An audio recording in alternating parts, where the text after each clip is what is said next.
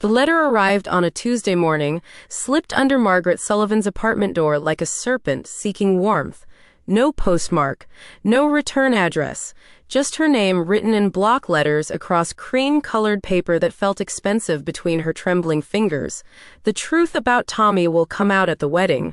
Stop it now, or I will.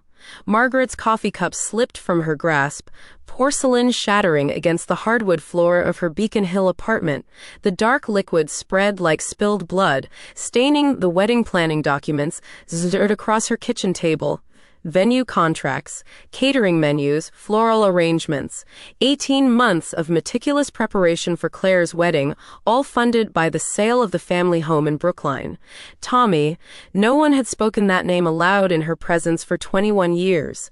Margaret sank into her chair, the letter crumpling in her white-knuckled grip. Outside her window, Boston Harbor stretched gray and endless, choppy waves matching the rhythm of her racing heart. She'd thought the past was buried deep enough.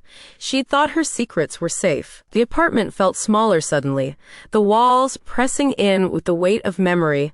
This place, a modest two-bedroom rental, was all she had left after selling the house where she'd raised Claire, where Tommy had taken his first steps, where her late husband David had built a treehouse that still haunted her dreams. Ring, the phone's shrill cry made her jump.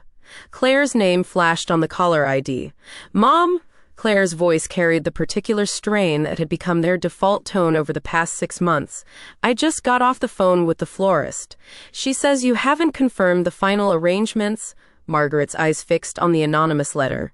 I was just reviewing everything." "Reviewing? Mom, the wedding is in 4 days. 4 days, I need to know that you have everything under control." Control. Margaret almost laughed at the irony.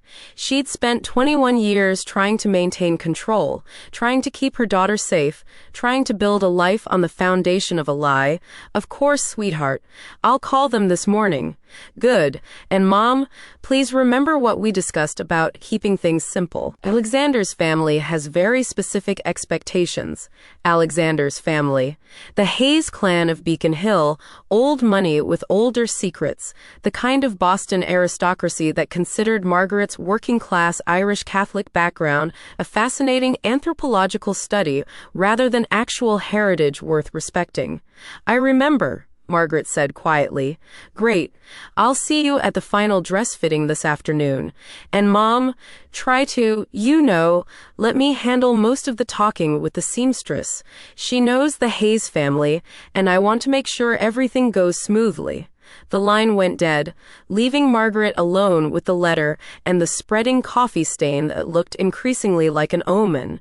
She stood slowly, her 58-year-old knees protesting after too many 12-hour shifts as a trauma nurse at Mass General. Those days were behind her now. Early retirement had been necessary after David's accident, after the insurance settlements, after the mounting debts that had consumed their savings and forced the sale of their home. Margaret moved through her morning routine like a sleepwalker. Shower, coffee. The pills she took for the anxiety that had plagued her since Tommy's death, small white tablets that dulled the edges of her nightmares but never quite silenced them. In her bedroom, she paused before the dresser where David's watch still sat, frozen at 11:47, the exact time the drunk driver had run the red light and changed everything forever. 2 years, 3 months, and 16 days ago. She'd stopped counting at some point, but her body remembered every anniversary, every milestone of grief. The wedding dress hung in her closet like a ghost, encased in plastic that crinkled when she touched it. Claire's gown, not the one they'd chosen together at Kleinfeld's, but a replacement selected without Margaret's input, purchased with money from an account Claire claimed was a gift from Alexander's family. Another secret, another lie by omission. Margaret's phone buzzed with a text from her neighbor, Mrs. Chen. "Saw someone leaving something at your door early this morning. About 6 a.m., couldn't see who it was, wearing a hood." 6 in the morning. Margaret had been awake then, had heard footsteps in the hallway, but assumed it was just another tenant heading to work. Someone had been watching, waiting, timing the delivery perfectly. She pulled on her coat and headed out into the October chill, the letter safely tucked in her purse like a loaded weapon. Boston in fall was her favorite season, or had been, before grief had leached the color from everything she'd once found beautiful. The city bustled with its usual rhythm, college students hurrying to class, business people checking phones while walking dogs, tourists following the Freedom Trail with guidebooks and cameras. Normal people living normal lives, unburdened by the weight of dead children and buried truths. The bridal shop occupied a corner building in Back Bay, its window displays featuring mannequins in ivory, silk, and tulle, their faceless heads adorned with veils that caught the morning light like spider webs. Margaret paused outside, watching her reflection in the glass.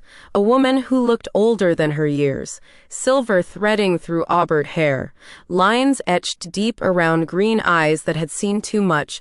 Inside, the shop hummed with quiet luxury. Crystal chandeliers cast warm light over displays of gowns that cost more than Margaret's monthly rent. The air smelled of expensive fabric and the particular anxiety that surrounded all wedding preparations. Mrs. Sullivan, a young woman, approached with a practiced smile. "I'm Jessica, Claire's consultant. She's just finishing up with alterations." Margaret nodded, settling into a velvet chair that probably cost more than her monthly grocery budget. Around her, other mothers fussed over their daughters, cameras clicking as brides posed and preened.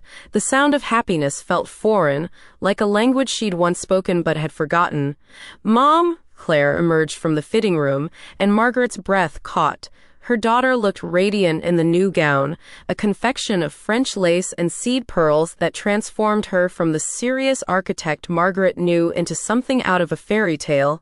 "You look," Margaret's voice caught. "You look beautiful, sweetheart." Claire's smile faltered slightly.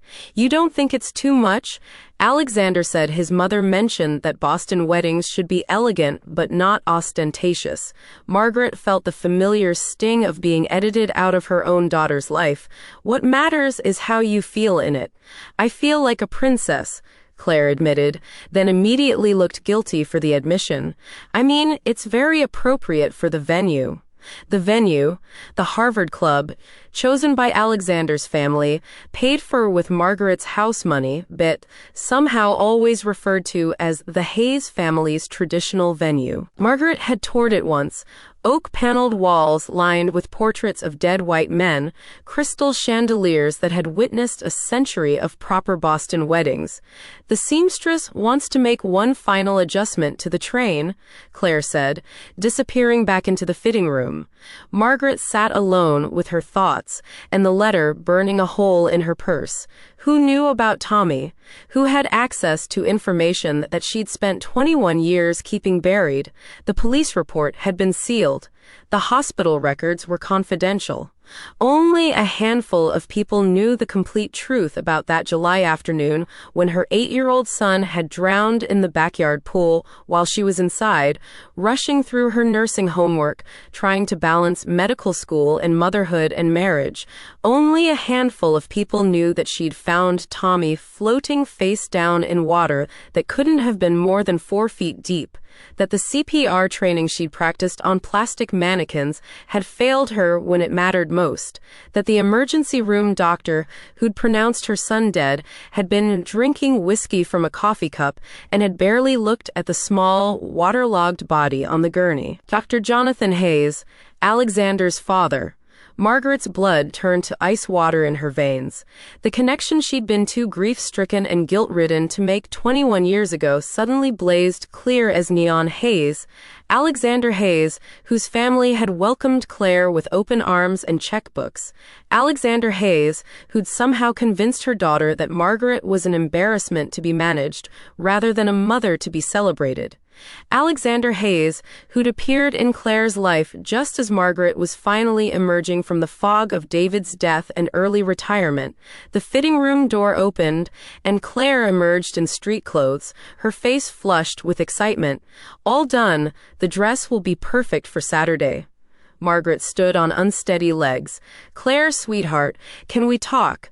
Maybe get coffee?" Something in Margaret's tone must have alerted Claire, because her expression shifted, becoming wary.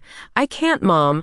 I'm meeting Alexander for lunch, and then we have the cake tasting with his parents this afternoon." His parents, including Dr. Jonathan Hayes, the man who'd been too drunk to save Tommy's life.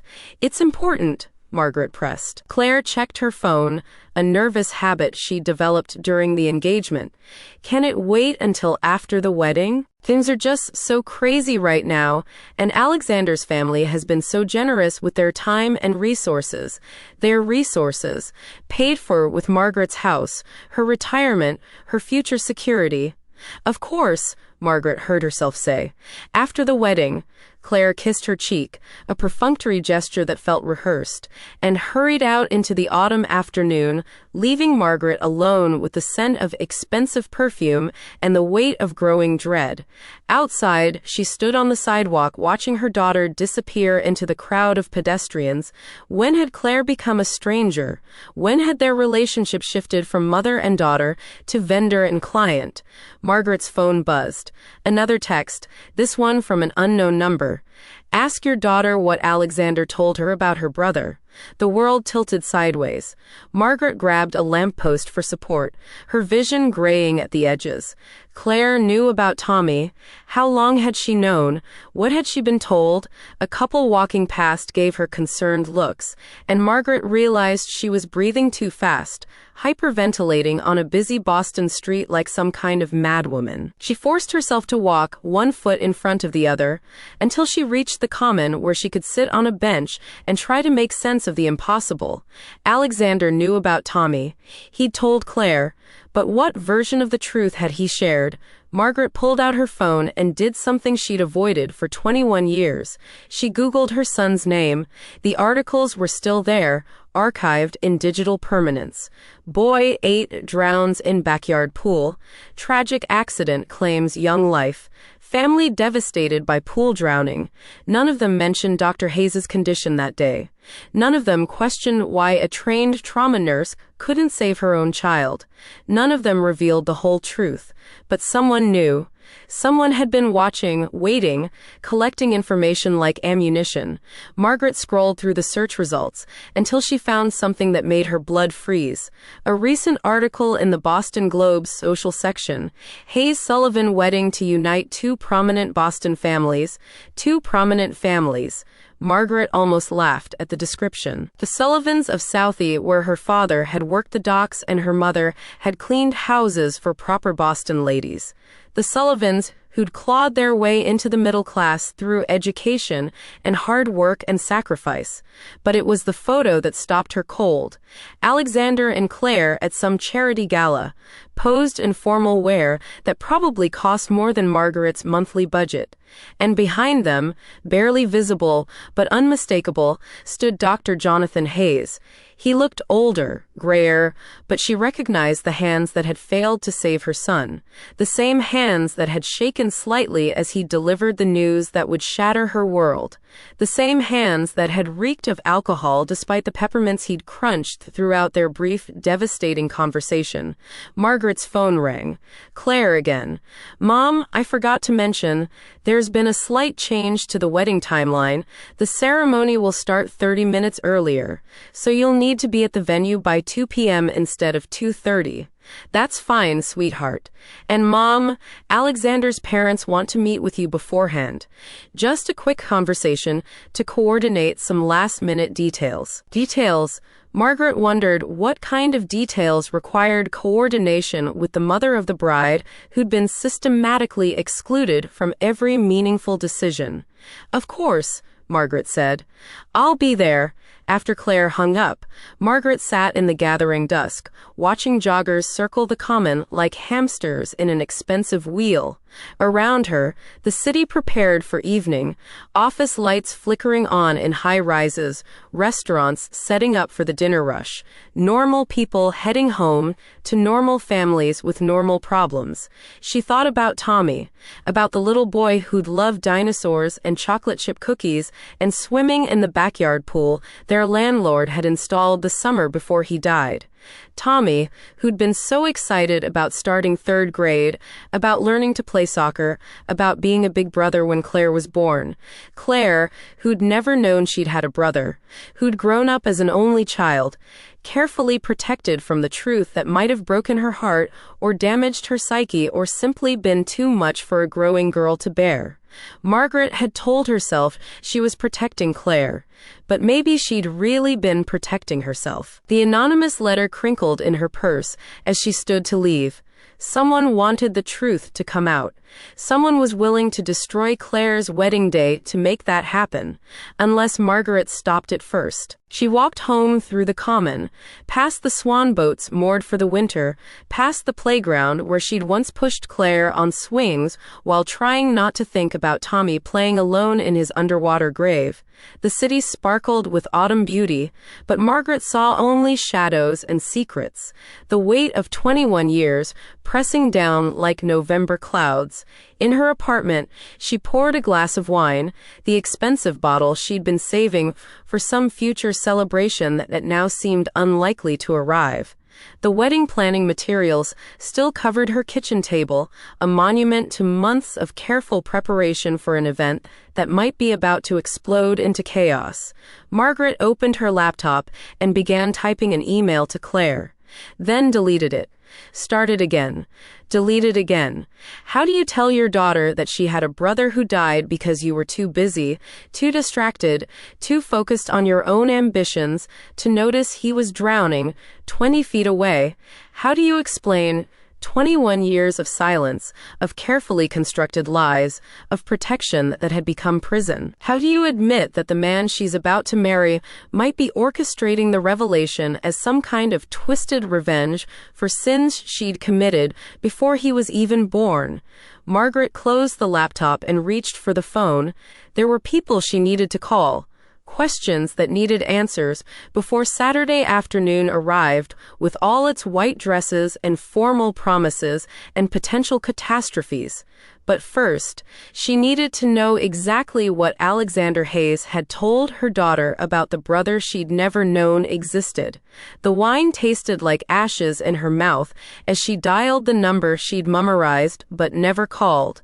The private investigator David had recommended before his death, when they'd been dealing with the insurance companies and their endless questions about the accident that had claimed his life. Reynolds Investigations, came the gravelly voice. This is Margaret Sullivan. I need you to find out everything you can about Alexander Hayes and his family, particularly anything connected to a drowning incident 21 years ago. How quickly do you need this information? Margaret looked at the calendar on her wall, at Saturday's date circled in red ink like a target. I need it by Friday night, whatever it costs. I'll get right on it. Margaret hung up and poured another glass of wine. Outside her window, Boston Harbor reflected the city lights like scattered diamonds on black velvet, beautiful and treacherous, full of hidden currents and unexpected depths, just like the truth she'd spent 21 years trying to keep buried. Just like the wedding that was about to become either her daughter's happiest day or the moment everything Margaret had built came crashing down around them both. The letter sat on her kitchen table, cream paper glowing in the lamplight like a funeral lily. Margaret read it again, memorizing the block letters, searching for clues about whom might have sent it. The truth about Tommy will come out at the wedding. Stop it now, or I will. Stop it how?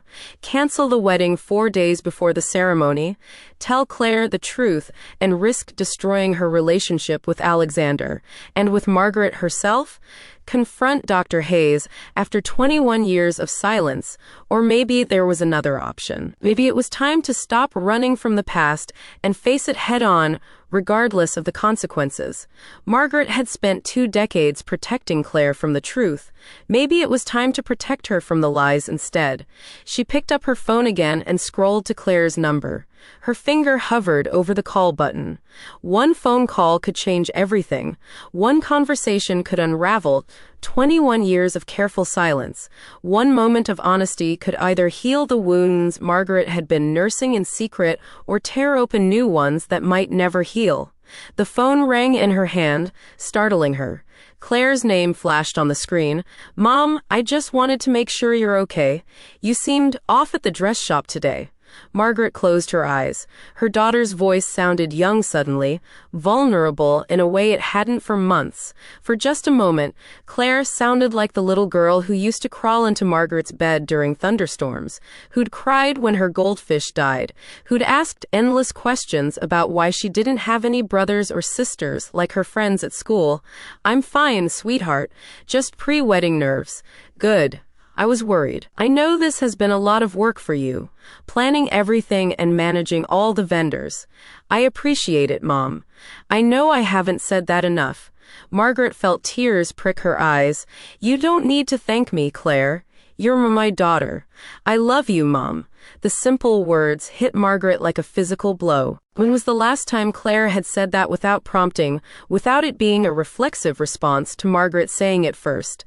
"I love you too, sweetheart. More than you'll ever know." After Claire hung up, Margaret sat in her quiet apartment, surrounded by wedding plans and buried secrets, trying to decide which version of love was stronger, the kind that protected with silence, or the kind that risked everything for truth. Saturday was 3 days away. 3 days to decide whether to let sleeping truths lie buried or to dig them up and see what grew from the disturbed earth.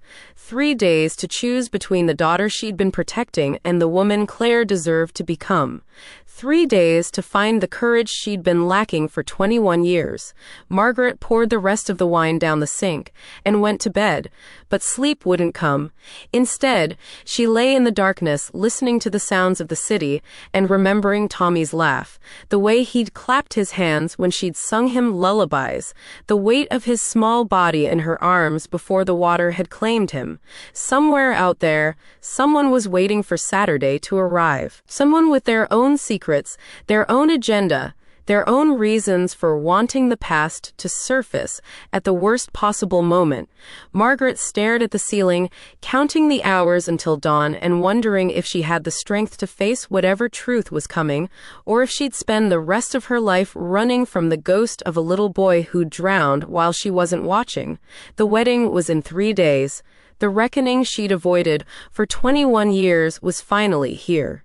And she had no idea which would survive the collision between past and present, her daughter's happiness, or the family they'd built on the foundation of a lie. Thursday morning, Margaret woke to her phone buzzing insistently on the nightstand. The caller ID showed a number she didn't recognize, but something about the persistence of the ringing made her answer despite the early hour. "Mrs. Sullivan, this is Detective Ray Martinez, Boston PD. We need to talk." Margaret's blood turned to ice. "Is Claire okay?" "Your daughter is fine, ma'am.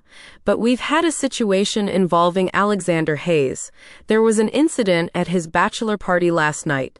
Margaret sat up, suddenly wide awake. "What kind of incident?" "I'd rather discuss this in person. Can you meet me at District A1 in an hour?" The police station smelled of industrial coffee and institutional despair. Detective Martinez was younger than Margaret had expected, probably early 40s, with kind eyes that had seen too much. He led her to a small interview room that reminded her uncomfortably of the hospital family conference rooms where she'd delivered bad news to relatives of trauma patients. "Mrs. Sullivan, what I'm about to tell you needs to stay confidential until we complete our investigation.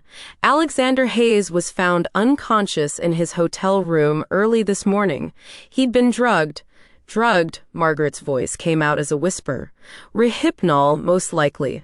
Someone slipped it into his drink at the bachelor party. He's stable now, but he has no memory of the evening after about 10 p.m. Margaret's mind raced. "Do you have any suspects?" Detective Martinez studied her carefully. That's what I wanted to ask you about.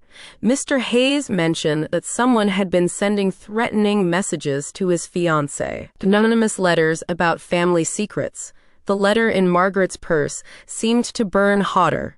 Claire didn't mention anything to me. According to Mr. Hayes, someone has been trying to prevent this wedding from happening. He believes it might be connected to something from his father's past as a physician, Dr. Jonathan Hayes. Margaret forced herself to remain calm. What kind of connection? Medical malpractice, possibly. Mr. Hayes Sr. treated a lot of patients over the years. Not all of them had positive outcomes. Detective Martinez leaned forward. Mrs. Sullivan, I need to ask you directly, have you received any anonymous communications recently? Margaret's hand moved instinctively toward her purse, then stopped. Lying to a police officer was a crime, but telling the truth might unravel everything she'd worked to protect. Detective, I think there are things about this situation that you don't understand. Then help me understand. Margaret took a deep breath. The moment of decision she'd been dreading had arrived 3 days early in a police station, instead of a wedding venue, with a stranger instead of her daughter. 21 years ago, my 8-year-old son drowned. Dr. Jonathan Hayes was the emergency room physician who treated him. Detective Martinez's expression didn't change, but he pulled out a notepad. Go on. Tommy died despite our efforts to revive him. It was ruled accidental drowning, but Dr. Hayes was. He'd been drinking that day. I could smell alcohol on him, see it in the way his hands shook when he examined my son. Did you report this at the time? No, the word came out harsh, laden with 21 years of regret. I was devastated, in shock. My son was dead. Filing a complaint against the doctor seemed pointless, but someone else might have known. Margaret nodded slowly. There were other staff members present. Nurses, orderlies. Someone could have witnessed Dr. Hayes's condition and kept quiet all these years. Until now. Until now, Margaret agreed. Detective, my daughter doesn't know she had a brother. I never told her about Tommy. If someone is threatening to reveal this at her wedding, it would destroy more than just the ceremony. Detective Martinez closed his notepad. Mrs. Sullivan, I need you to bring me any anonymous communications you've received. This person has escalated from threats to assault. Alexander Hayes could have died last night. Margaret felt the world spinning around her. Someone had tried to kill Alexander over Tommy's death 21 years ago. There's something else, she said quietly. I hired a private investigator yesterday to look into the Hayes family. If someone is watching me, they might know about that too. Detective Martinez's phone buzzed. He glanced at it and frowned. Mrs. Sullivan, I need you to stay here for a few minutes. Don't leave the building. Don't make any phone calls. I'll be right back. He left Margaret alone in the small room, her thoughts churning like a storm at sea. Someone had drugged Alexander. Someone was threatening to expose Tommy's death. Someone knew enough about both families to orchestrate this timing perfectly. But who, and why wait 21 years to act? The door opened, and Detective Martinez returned with a grim expression. Mrs. Sullivan, we just received the preliminary report from the private investigator you hired. I think you need to see this. He slid a manila folder across the table. Inside were photographs, documents, and a typed report that made Margaret's vision blur at the edges. The first photograph showed Dr. Jonathan Hayes leaving a bar near Mass General on the day Tommy died, clearly intoxicated, climbing behind the wheel of his car at 2:47 p.m., less than an hour before he'd examine her son's lifeless body. The second showed him entering the hospital through a side entrance, avoiding the main lobby where security cameras might have recorded his condition. But it was the third photograph that made Margaret's hands tremble. A hospital employee ID badge belonging to someone she recognized but hadn't thought about in years. Elena Vasquez, a nurse who'd worked in the emergency department when Tommy died. A woman who'd tried to comfort Margaret that horrible afternoon, who'd witnessed Dr. Hayes's fumbling examination, who'd met Margaret's eyes across her son's body with a look that said she knew exactly what was happening but was powerless to stop it. Elena Vasquez, who'd left Mass General shortly after Tommy's death and had never been seen or heard from again. Until now. "We tracked down Ms. Vasquez yesterday," Detective Martinez said quietly. "She's been working at a clinic in Springfield under her maiden name. When the investigator contacted her about the Hayes family, she agreed to come forward with what she witnessed that day." Margaret stared at the photograph, remembering Alina's face, her gentle hands, her whispered words of condolence. She saw everything. According to her statement, Dr. Hayes was so intoxicated that she had to guide his hands during the examination. She says she tried to take over the resuscitation efforts, but he ordered her away from the table. She filed an incident report that disappeared from the hospital records within 48 hours. Someone covered it up. Dr. Hayes had significant influence at the hospital. The chief of staff was a golf partner. The incident report was buried, and Ms. Vasquez was quietly transferred to another department, then encouraged to find employment elsewhere. Margaret felt sick. So she knew Tommy could have been saved? Detective Martinez's expression was gentle but firm. "Mrs. Sullivan, your son had been underwater for several minutes before you found him. Even with perfect medical care, his chances would have been slim, but Dr. Hayes's condition certainly didn't help." Margaret absorbed this information like physical blows. Tommy might have died anyway, but he deserved better care than a drunk doctor could provide. He deserved a chance. Where is Elena now? That's the problem. She was supposed to meet with investigators this morning, but she never showed up. Her apartment appears to have been vacated in a hurry. We think she's running scared. From whom? That's what we're trying to determine. But Mrs. Sullivan, I need to ask you something important. Has your daughter been in contact with you since yesterday? Margaret's heart stopped.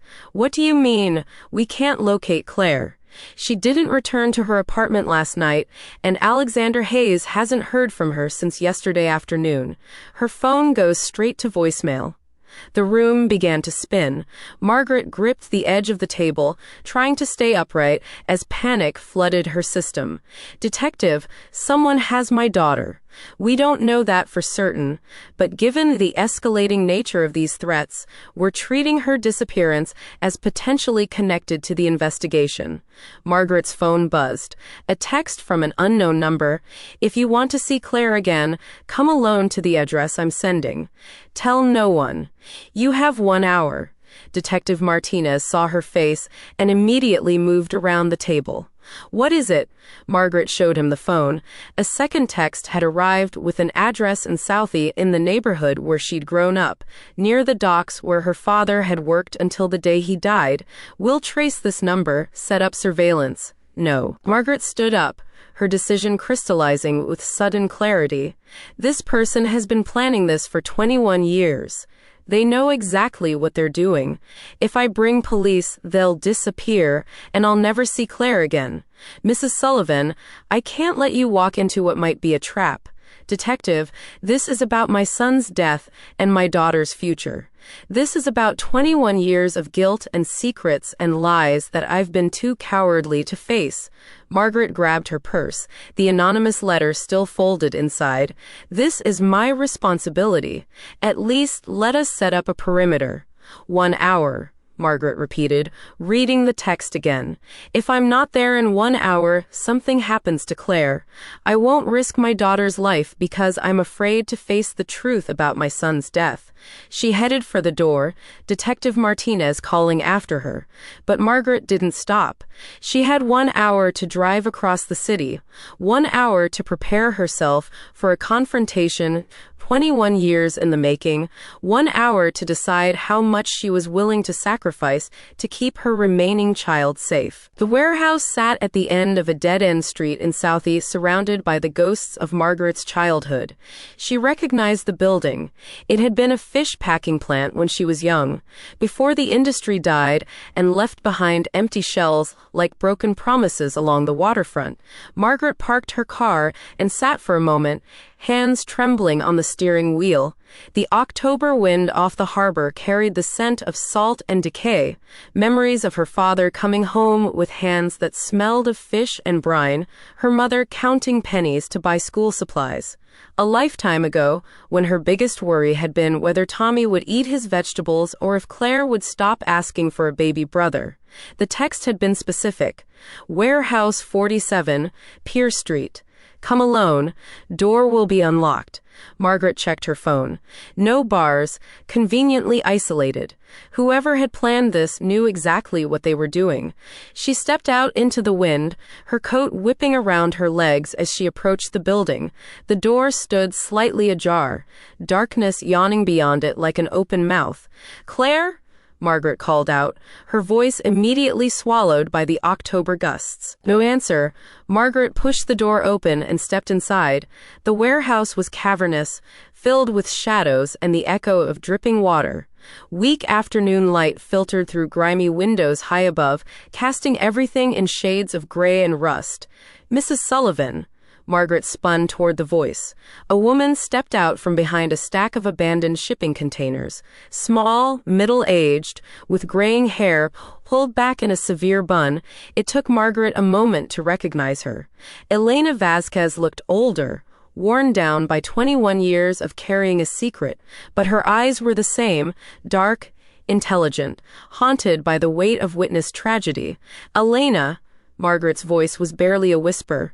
"Where's Claire? She's safe. For now." Elena moved closer, and Margaret could see the exhaustion etched in every line of her face. "I need you to understand something, Mrs. Sullivan. This isn't about revenge. This is about justice. Justice for whom? Tommy's dead. Nothing can bring him back. Justice for all the children who died because Jonathan Hayes was too drunk to do his job properly. Justice for all the families who trusted him with their most precious possessions and lost them to his negligence." Margaret felt the ground shifting beneath her feet. "All the children." Elena reached into her jacket and pulled out a manila folder, thick with documents. "Your son wasn't the first, Mrs. Sullivan. He wasn't even the second. Over a 15-year period, Dr. Jonathan Hayes was involved in at least 12 pediatric deaths where alcohol was a contributing factor to medical errors." The warehouse seemed to tilt around Margaret. 12 that I could document. There were probably others. Elena's voice was steady, but Margaret could see the pain behind her eyes. "I tried to report it after Tommy died. I filed incident reports, spoke to supervisors, even tried to contact the state medical board. Every time, the reports disappeared. Every time, I was told I was mistaken, that I was seeing things, that my own grief over the children was making me paranoid." "Your grief?" Elena's composure cracked slightly. "I was a pediatric nurse for 23 years, Mrs. Sullivan. I held dying children in my arms, comforted grieving parents, cleaned little bodies for burial. Every single child that died under Hayes's care became my responsibility to remember." Margaret sank against a shipping container, overwhelmed by the scope of what Elena was revealing. "But why now? Why wait 21 years to come forward?" "Because I tried everything else. I left Mass General, moved away, started over. But Hayes kept practicing. He kept drinking. He kept killing children." Elena opened the folder and spread photographs across a dusty surface, newspaper clippings, death certificates, hospital records. 2 months ago, another child died under his care. A 6-year-old girl named Sophia Morales. Heart surgery that should have been routine. Hayes had been drinking at a medical conference fundraiser 2 hours before the operation. Margaret stared at the photographs. 12 faces stared back. Children who would never grow up, never graduate, never have families of their own. Tommy's face smiled from among them, a school photo she recognized from his third-grade year. Sophia's mother came to me, Elena continued. She'd heard rumors, done research. She asked me to help her understand what had happened to her daughter. And I realized that my silence hadn't protected anyone. It had just enabled Hayes to keep killing children. So you decided to expose him at Claire's wedding. Margaret's voice was flat, emotionless. I decided to give you the chance to do what I couldn't 21 years ago. Tell the truth. Elena met Margaret's eyes directly. Your daughter deserves to know about her brother. She deserves to know the kind of family she's marrying into. And you drugged Alexander to make your point. Elena's expression hardened. I didn't drug anyone, but I'm not surprised that someone did. Dr. Hayes has made a lot of enemies over the years. Grieving parents don't forget, Mrs. Sullivan. They don't forgive. A sound from deeper in the warehouse made both women turn. Footsteps echoed in the darkness, deliberate and approaching. Mom? Claire's voice cut through the shadows like a knife through Margaret's heart. Her daughter emerged from behind another shipping container, but she wasn't alone. Alexander Hayes walked beside her, his arm around her waist in a gesture that looked protective but felt possessive to Margaret's trained eye. Claire? Margaret rushed toward her daughter, but Alexander stepped slightly forward, creating a barrier. Mrs. Sullivan, Alexander said, his voice carrying the same cool authority Margaret remembered from their first meeting. I think we need to clear up some misunderstandings. Margaret stopped, studying her daughter's face. Claire looked pale, frightened, but unharmed. Are you okay, sweetheart? I'm fine, Mom, but I'm confused. Alexander told me things about our family that I don't understand. What things? Claire's eyes filled with tears. He told me I had a brother who died when I was a baby. Is that true? The moment Margaret had dreaded for 21 years had arrived in a decaying warehouse, witnessed by strangers, colored by threats and manipulation. Not the gentle revelation she'd sometimes imagined, not the careful explanation she'd rehearsed in her mind countless times. Yes, Margaret whispered, it's true. Claire's knees buckled slightly, and Alexander tightened his grip on her waist. His name was Tommy, Alexander said, his voice gentle, but his eyes fixed on Margaret with something that looked like triumph. He was 8 years old when he drowned, and my father tried to save him. Elena stepped forward. That's not the whole truth. Alexander's expression shifted, becoming harder. Ms. Vasquez, isn't it? The nurse who's been harassing my family with false accusations? False, Elena's voice rose. I have documented evidence of your father's negligence. Hospital records, witness statements, toxicology reports. You have the delusions of a woman who couldn't accept that sometimes children died despite our best efforts. Alexander's tone remained calm, but Margaret could see the steel beneath the surface. My father devoted his life to saving children. He performed thousands of successful procedures, saved countless lives. While drunk, Elena shot back. Your father operated while intoxicated, examined patients while impaired, made life and death decisions while under the influence of alcohol. Claire looked between them, confusion and horror warring in her expression. I don't understand. What are you all talking about? Margaret stepped forward, finding her voice. Claire, sweetheart, there are things I should have told you years ago. Things I was too afraid to face myself. Don't listen to her, Alexander said quietly, his arm tightening around Claire. My father explained everything to me after we got engaged. Your mother was looking for someone to blame for her son's death. She's been carrying this obsession for 21 years, and now she's trying to destroy our wedding because she can't bear to see you happy. The accusation hit Margaret like a physical blow. That's not true, isn't it? Alexander's voice was reasonable, persuasive. You hired a private investigator to dig up dirt on my family. You've been cold and distant throughout our engagement. You've questioned every decision we've made, tried to control every aspect of our wedding. Margaret felt the ground slipping away beneath her feet. Alexander was twisting the truth, manipulating the narrative with the skill of someone who'd had 21 years to perfect his story. Claire, Margaret said desperately, you have to listen to me. Your brother died because children sometimes drown, Alexander interrupted. Tragic accidents happen, Mrs. Sullivan, but accusing my father of malpractice, of causing your son's death through negligence, that's not grief. That's delusion. Elena stepped between them, her voice cutting through Alexander's smooth words like a scalpel through flesh. Mrs. Sullivan, tell your daughter about the smell. Margaret's breath caught. What? The smell on Dr. Hayes's hands when he examined Tommy. Tell her about the way his hands shook. Tell her about the peppermints he kept crunching to mask the alcohol on his breath. The warehouse fell silent except for the sound of wind rattling the windows high above. Margaret could feel Claire's eyes on her, waiting for an answer that would either validate 21 years of protection or destroy everything they'd built together. He'd been drinking, Margaret whispered. I could smell whiskey on him when he leaned over Tommy's body. His hands shook when he tried to check for vital signs.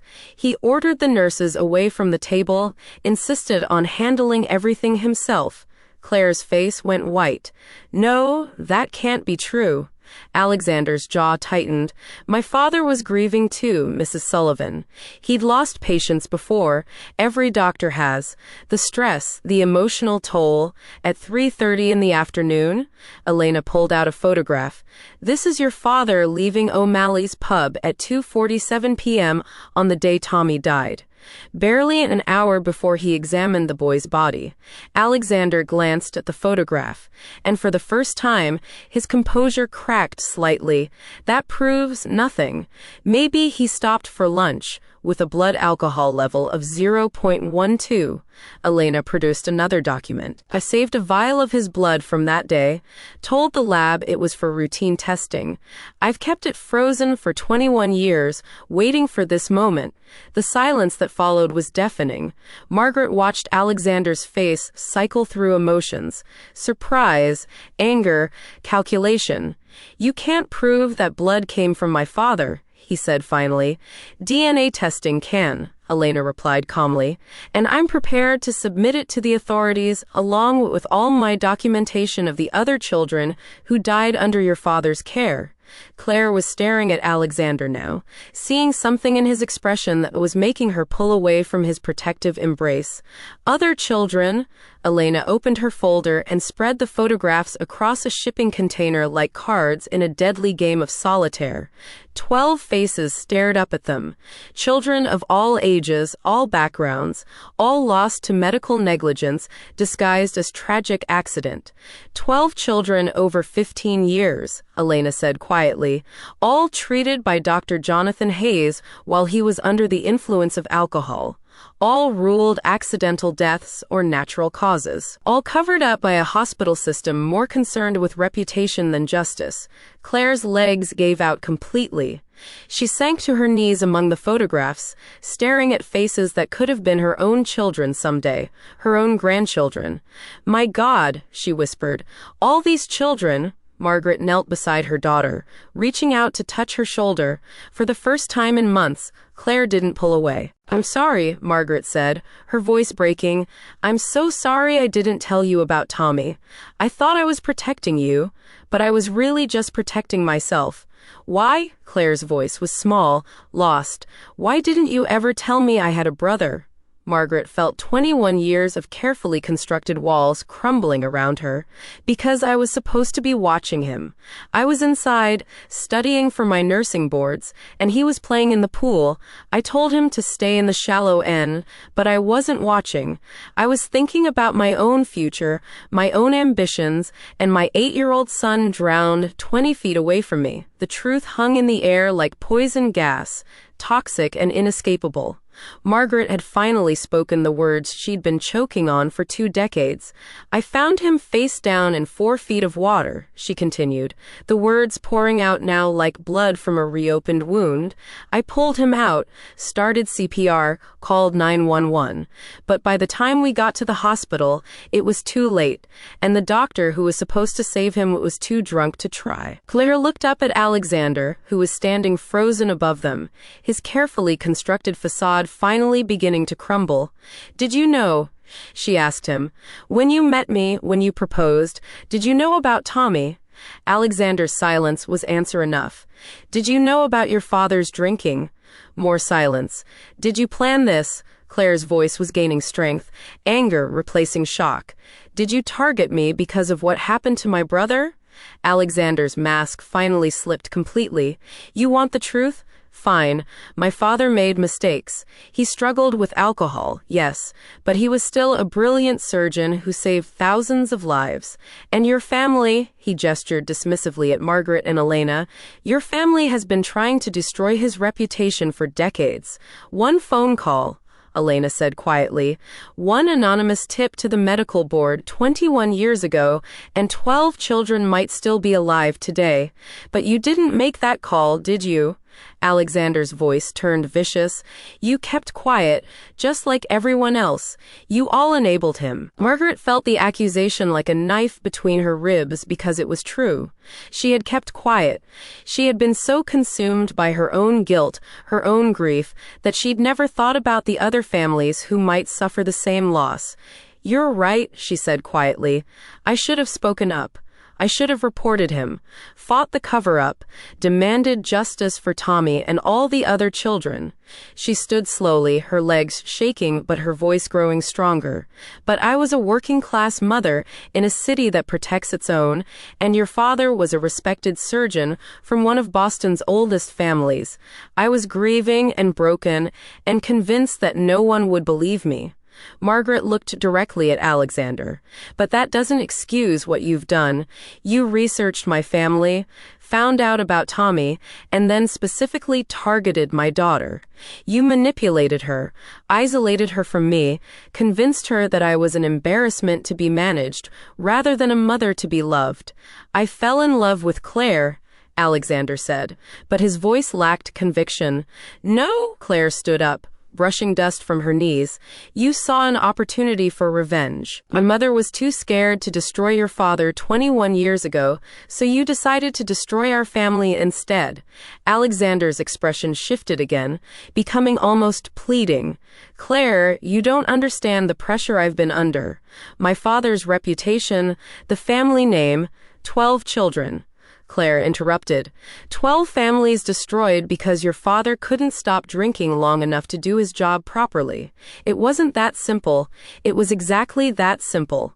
Claire's voice was steel now, and Margaret recognized something in her daughter that had been missing for months: strength. "Your father killed children through negligence, and instead of getting help or reporting himself, he covered it up. And you've been helping him cover it up by trying to discredit the witnesses." Elena stepped forward. "There's something else you should know, Claire. Alexander didn't just target you randomly. He's been systematically approaching family members of his father's victims for years, trying to manipulate them into silence." Margaret felt sick. "How many others?" "At least 4 that I can document. He gets close to them, gains their trust, then uses emotional manipulation to convince them that pursuing justice would be pointless. In 2 cases, he actually married into the families." Claire stared at Alexander in horror. "You've done this before? It's not what you think. What happened to your other wives?" Claire's voice was dangerously quiet. Alexander's silence stretched until Elena filled it. "Divorce, after the families agreed to stop pursuing legal action. Very generous settlements, all sealed with non-disclosure agreements. The warehouse felt like a tomb, filled with the ghosts of children who deserved better, families who deserved truth, women who deserved love that wasn't built on manipulation and lies." Margaret looked at her daughter, really looked at her, and saw a woman she recognized but hadn't seen in months. The real Claire, not the polished version Alexander had been shaping to fit his needs. "I'm sorry," Margaret said again, "for keeping Tommy's death secret, for not fighting harder for justice, for letting my own guilt make me weak when I should have been strong." Claire nodded slowly. "I understand why you didn't tell me. I was just a baby when Tommy died, and then I was the only child you had left. You were trying to protect me, but you still should have told me. I had a right to know about my brother. I had a right to grieve for him, to remember him, to carry his memory forward." Margaret felt tears streaming down her face. "You're right. You deserve to know that you were loved by a little boy who was so excited about being your big brother. You deserved to know that he picked out your first stuffed animal, that he helped me paint your nursery, that he kissed my belly every night and talked to you before you were born." For the first time in months, Claire stepped forward and wrapped her arms around Margaret.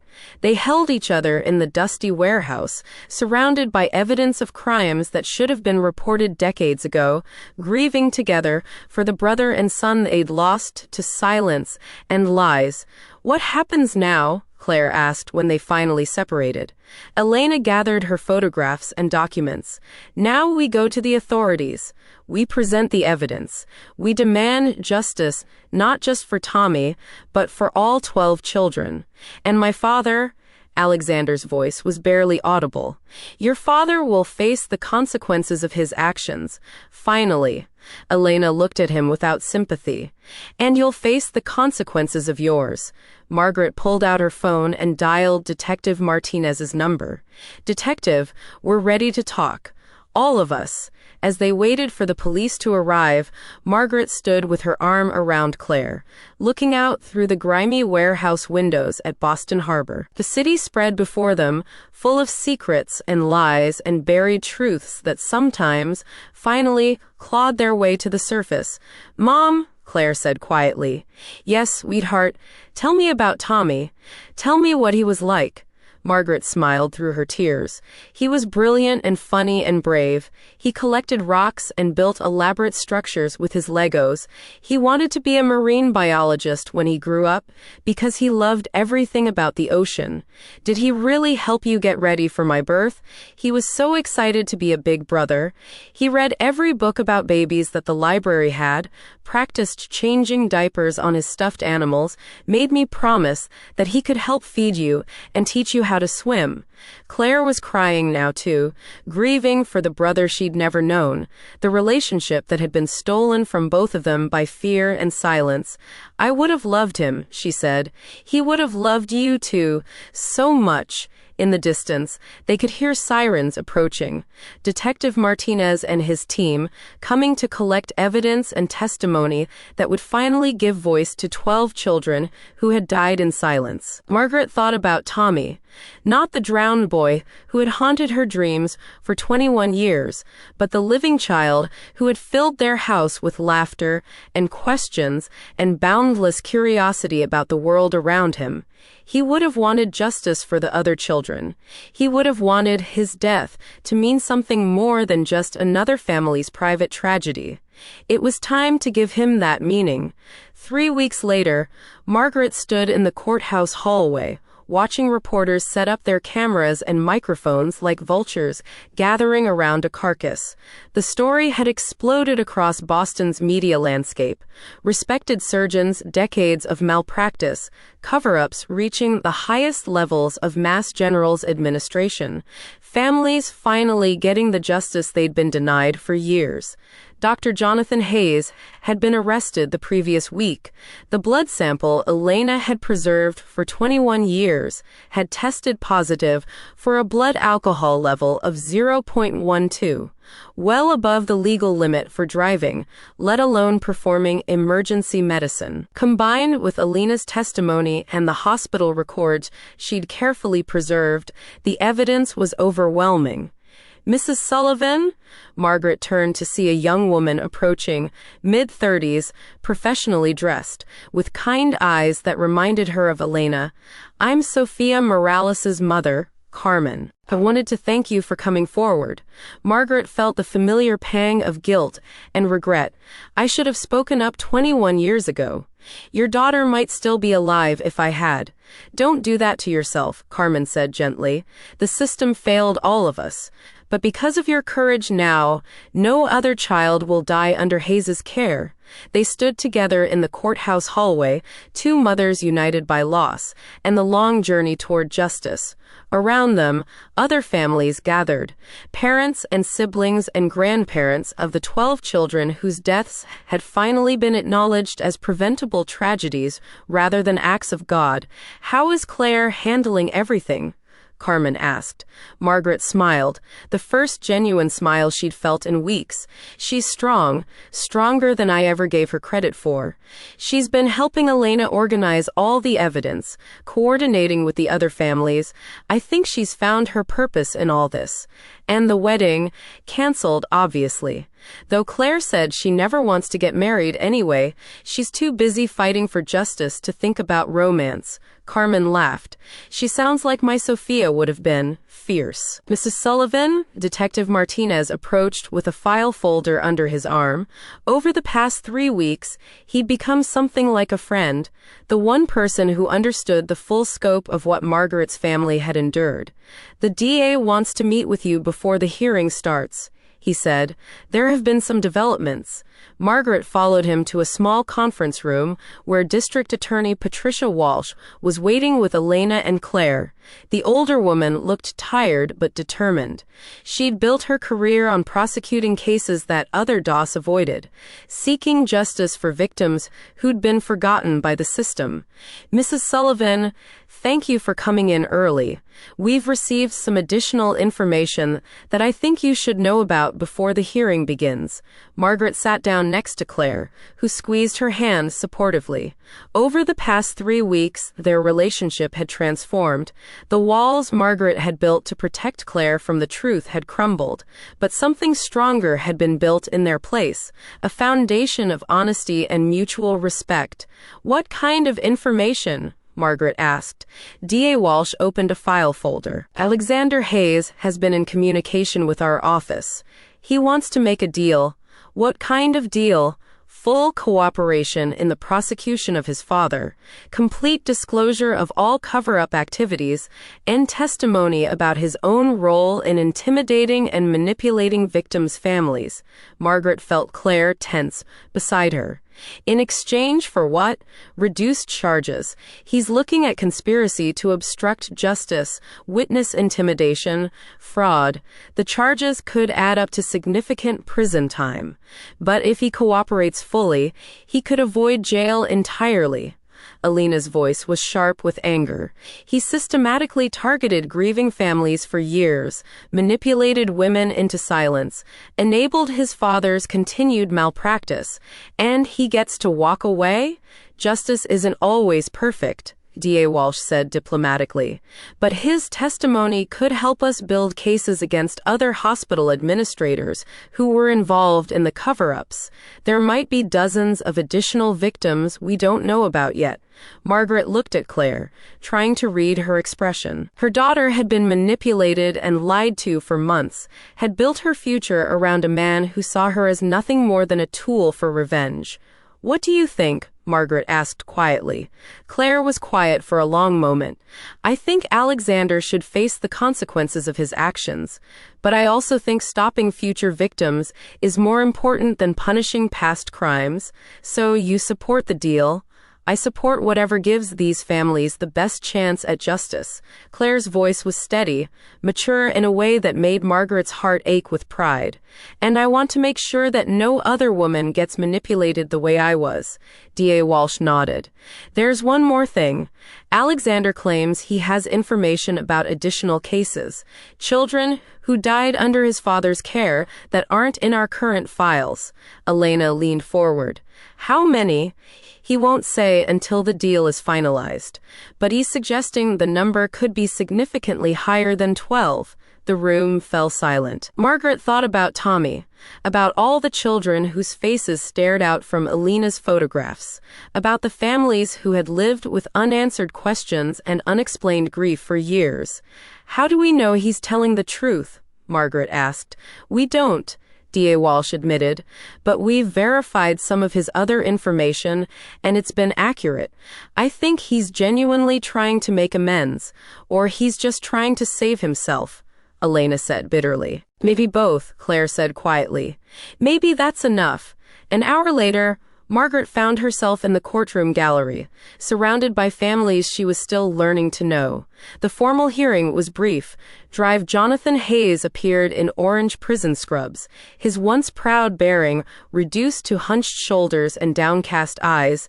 When the judge read the charges, 12 counts of criminally negligent homicide, conspiracy to obstruct justice, medical malpractice resulting in death, Margaret felt something she hadn't experienced in 21 years. Not closure, exactly. Tommy was still dead, and nothing would bring him back. But acknowledgement, recognition that his death hadn't been inevitable, that it could have been prevented, that someone was finally being held accountable. After the hearing, the families gathered on the courthouse steps. Camera crews pressed forward with microphones and questions, but Elena stepped forward to speak for all of them. Today, 12 children got their voices back, she said, her words carrying across the plaza. For too long, their deaths were dismissed as tragic accidents. Today, we learn they were preventable tragedies caused by medical negligence and institutional cover-ups. A reporter called out, Ms. Vasquez, do you think Dr. Hayes should receive the maximum sentence? I think Dr. Hayes should receive justice. Real justice.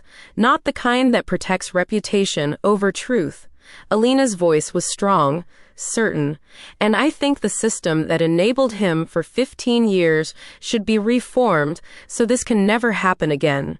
Mrs. Sullivan, another reporter addressed Margaret directly. How does it feel to finally see Dr. Hayes in custody? Margaret looked out at the crowd of journalists, thinking about all the ways she could answer that question. How it felt to carry guilt for 21 years. How it felt to learn that her son's death could have been prevented. How it felt to realize that her silence had enabled other children to die.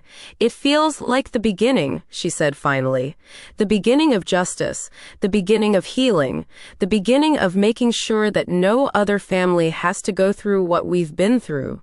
What's next for your family? Margaret looked at Claire, who was standing with Carmen Morales and some of the other families, already deep in conversation about victim advocacy and legal reform.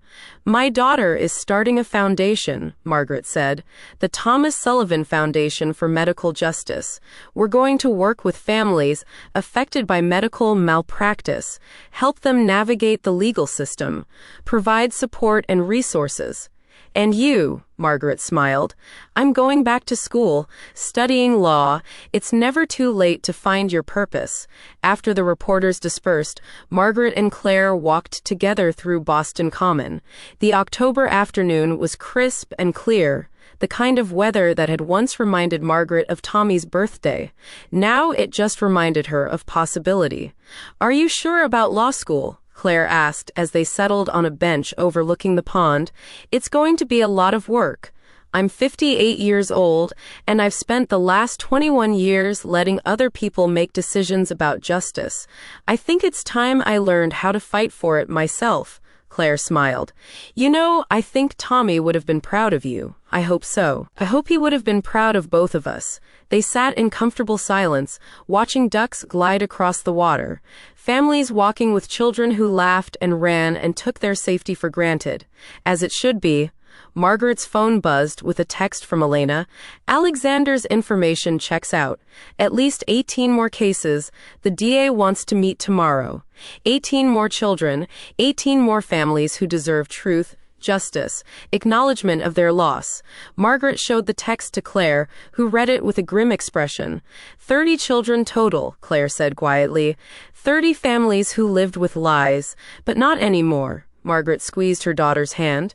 Now they'll have the truth. It won't bring their children back, but maybe it will help them heal. As they walked home through the city streets, Margaret thought about the woman she'd been 3 weeks ago. Silent, fearful, consumed by guilt over choices made and chances lost.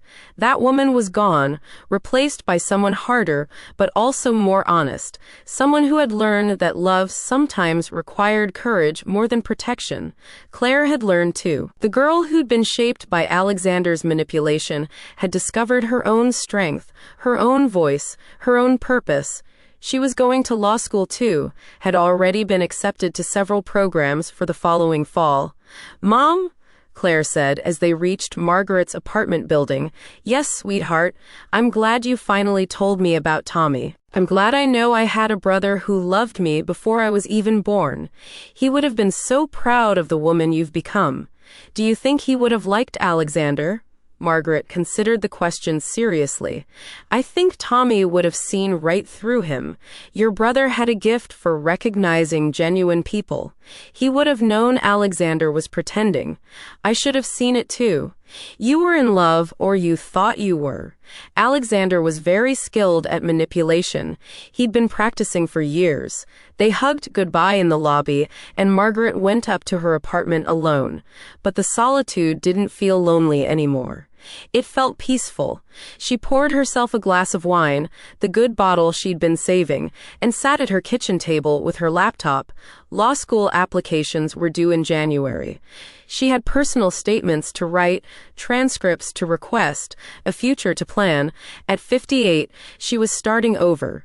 But this time, she was building on a foundation of truth rather than silence. Her phone rang, Elena's name on the caller ID. "How are you holding up?" Elena asked. "Better than I expected. How about you?" "Tired, relieved, angry, hopeful, all at the same time." Elena paused. "Margaret, I need to ask you something." "Of course. Do you regret it, coming forward, going through all this?" Margaret looked out her window at Boston Harbor. Dark water, reflecting the city lights like scattered stars. Somewhere out there was the neighborhood where she'd grown up, where her father had worked honest jobs for honest pay, where her mother had taught her that doing right was more important than being comfortable. "No," she said quietly. "I regret waiting so long. I regret all the children who might have lived if I'd been braver 21 years ago. But I don't regret finally telling the truth. Good. Because it's going to get harder before it gets easier. Alexander's cooperation means more cases, more families, more pain dredged up and examined, but also more justice. I hope so. I really hope so." After Elena hung up, Margaret sat in her quiet apartment, surrounded by law school brochures and legal textbooks she'd ordered online. On her kitchen table, next to her wine glass, sat a framed photograph of Tommy, 8 years old, grinning at the camera, holding up a seashell he'd found during their last family vacation to Cape Cod. "I'm sorry I waited so long," she said to his smiling face, "but I'm not waiting anymore." Outside her window, Boston sparkled with lights and life, full of families and secrets and stories yet to be told. Margaret had spent 21 years hiding from her story. Now she was ready to help others tell theirs. Tomorrow would bring new challenges, new revelations, new opportunities for justice delayed but not denied. Tonight, she would sit with her son's photograph and her daughter's courage and her own hard-won strength, planning for a future built on truth rather than silence. The reckoning she'd avoided for 21 years was finally complete. Not with perfect justice. That wasn't possible in a world where children died and parents grieved, and systems failed the people they were supposed to protect. But with honesty, with acknowledgement, with the promise that no other family would face their tragedy alone, uninformed, abandoned by the very institutions that should have sought justice on their behalf. Margaret raised her wine glass to Tommy's photograph. "This is for you, sweetheart. All of it, every case, every testimony, every family that gets the truth they deserve. I love you. I've always loved you." And I'm finally brave enough to show it. The photograph smiled back at her, frozen in eternal childhood happiness, while outside the city hummed with the business of living and healing and seeking justice for the dead who couldn't speak for themselves, but they had voices now. Elena's voice, Margaret's voice, Claire's voice, the voices of 30 families who had learned that silence was not protection, that truth was not betrayal, that love sometimes required the courage to shatter comfortable lies in service of uncomfortable justice. Margaret finished her wine and opened her laptop.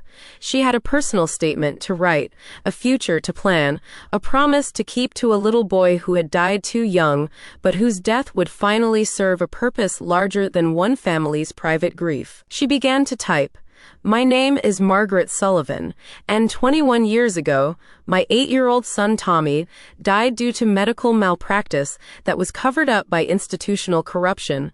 I kept silent for 2 decades, believing that protecting my family from the truth was more important than seeking justice for my son. I was wrong." The words flowed like water, like tears, like blood from a wound, finally allowed to heal properly. Margaret wrote about guilt and grief and the courage required to face uncomfortable truths. She wrote about her daughter's strength and Elena's persistence and the 30 children who deserved voices in a system that had tried to silence them. Most of all, she wrote about Tommy, not as a victim, but as a catalyst.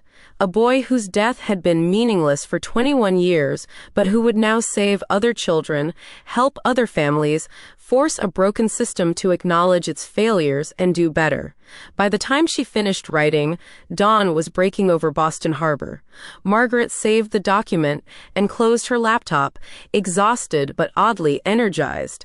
She had work to do: law school, the foundation, the ongoing prosecution of Dr. Hayes, and the institutional cover-up that had enabled his crimes. But first, she was going to visit Tommy's grave, not to apologize anymore, but to make him a promise. His death would matter. His story would be told, his justice would be served, and no other family would face their tragedy in silence. Margaret showered and dressed, then drove to the cemetery where Tommy had been buried 21 years ago. The headstone was simple: Thomas David Sullivan, beloved son and brother. Gone too soon, brother. She'd added that word to the inscription when Claire was born, but Claire had never known why. Now she did. Margaret knelt beside the grave, placing fresh flowers, sunflowers, Tommy's favorite, against the headstone. "I kept my promise to keep you safe," she said quietly, "but I broke my promise to seek justice. I'm sorry it took me so long to get it right." The morning sun warmed her face as she stood, looking out over the cemetery where so many stories ended and began. Tommy's story wasn't over. It was just beginning, really. The part where his death served a purpose, where his memory became a force for change, where his mother finally found the courage to be worthy of his love. Margaret's phone buzzed with a text from Claire. "Ready for law school, counselor?" Margaret smiled and typed back, "Ready to change the world." She drove home through the awakening city, past the courthouse where justice was slowly, imperfectly being served, past the hospital where her son had died and other children had been saved by doctors who understood the sacred trust placed in their hands. At her apartment, Margaret made coffee and sat at her kitchen table with Tommy's photograph and Claire's acceptance letters, and Elena's carefully preserved evidence of 30 preventable tragedies. The reckoning was complete. The rebuilding had begun. And somewhere, in whatever place existed beyond grief and guilt and the limitations of human understanding, an 8-year-old boy was finally at peace, knowing that his death had meaning, his family had healing, and his justice had finally inevitably come.